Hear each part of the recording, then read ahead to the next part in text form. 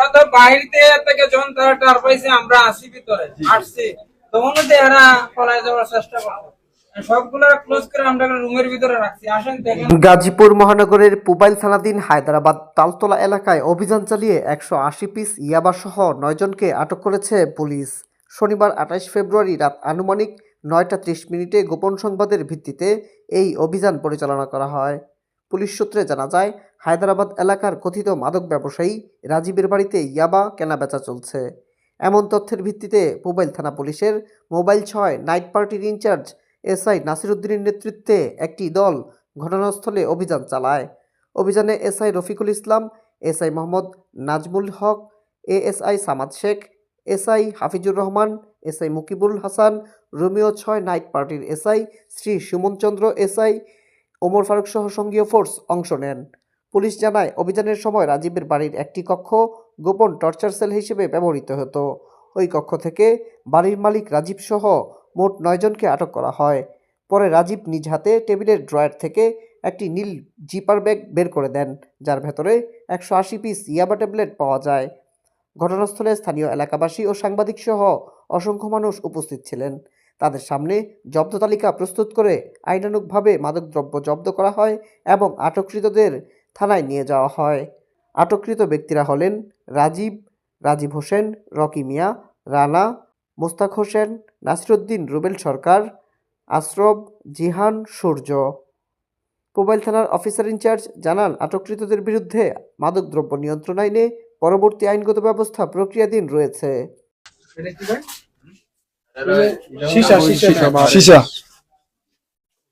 সেবনের রুম কোনটা ভাই? আসেন আসেন আসেন আসেন সেবনের রুম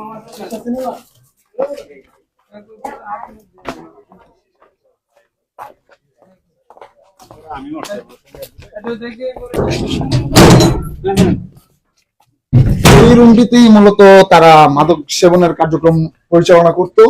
আমরা দেখানোর চেষ্টা করছি আপনাদেরকে যে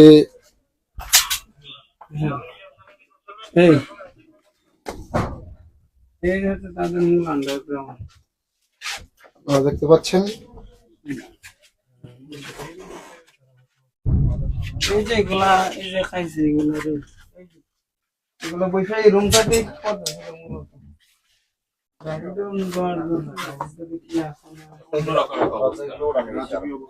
রাজকীয় অবস্থা, বাইরে থেকে কোনোভাবে বোঝার ব্যবস্থা নেই যে এটার ভিতরে এতটা পরিমাণ।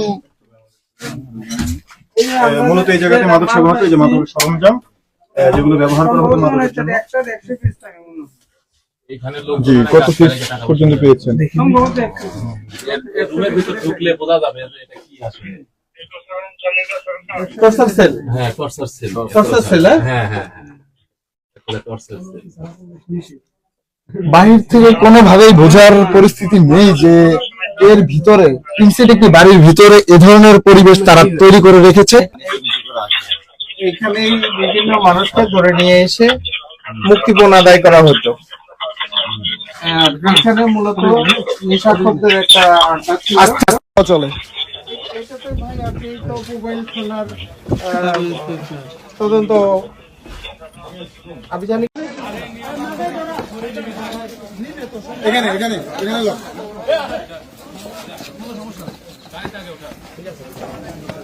স্যার আমাদের কোনো অপরাধ নাই স্যার, মোবাইলের মানে কি ছিল? আপনার কাছে না